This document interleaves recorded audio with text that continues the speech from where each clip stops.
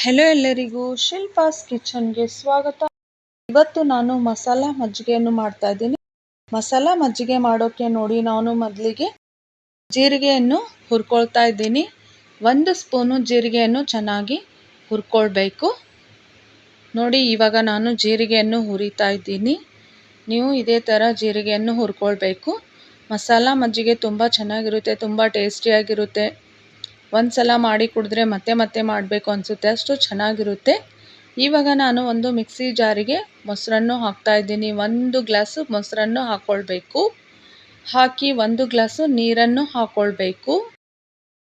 ನೋಡಿ ಇವಾಗ ನಾನು ನೀರು ಹಾಕ್ತಾ ಇದ್ದೀನಿ. ಹಾಕಿ ನಂತರ ನೋಡಿ ಇವಾಗ ನಾನು 2 ಮೆಣಸಿನಕಾಯನ್ನು ಕಟ್ ಮಾಡಿ ಹಾಕ್ತಾ ಇದ್ದೀನಿ. ನಿಮಗೆ ಎಷ್ಟು ಖಾರ ಬೇಕೋ ಅಷ್ಟು ಹಾಕ್ಕೊಳ್ಳಿ. ನಂತರ ನೋಡಿ ಒಂದು ಸ್ವಲ್ಪ ಕೊತ್ತಂಬರಿ ಸೊಪ್ಪನ್ನು ಹಾಕ್ತಾ ಇದ್ದೀನಿ. ಹಾಕಿ ನಂತರ ಬ್ಲ್ಯಾಕ್ ಸಾಲ್ಟನ್ನು ಹಾಕ್ತಾ ಇದ್ದೀನಿ. 1-2 ಚಿಟಿಕೆಯಷ್ಟು ಬ್ಲ್ಯಾಕ್ ಸಾಲ್ಟನ್ನು ಹಾಕ್ಕೊಳ್ಬೇಕು. ನಂತರ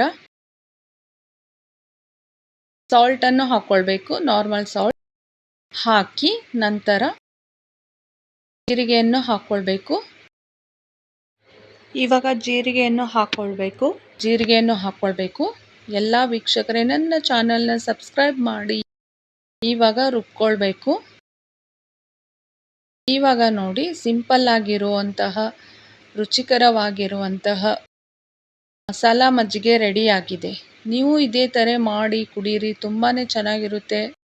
ಒಂದ್ಸಲ ಮಾಡಿ ಕುಡಿದ್ರೆ ಮತ್ತೆ ಮತ್ತೆ ಮಾಡಬೇಕು ಅನಿಸುತ್ತೆ, ಅಷ್ಟು ಚೆನ್ನಾಗಿರುತ್ತೆ ಮಸಾಲ ಮಜ್ಜಿಗೆ.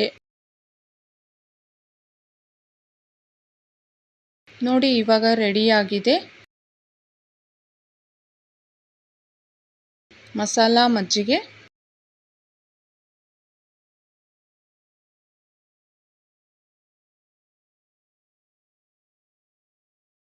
ಎಲ್ಲ ವೀಕ್ಷಕರೇ ನನ್ನ ಚಾನಲ್ನ ಸಬ್ಸ್ಕ್ರೈಬ್ ಮಾಡಿ.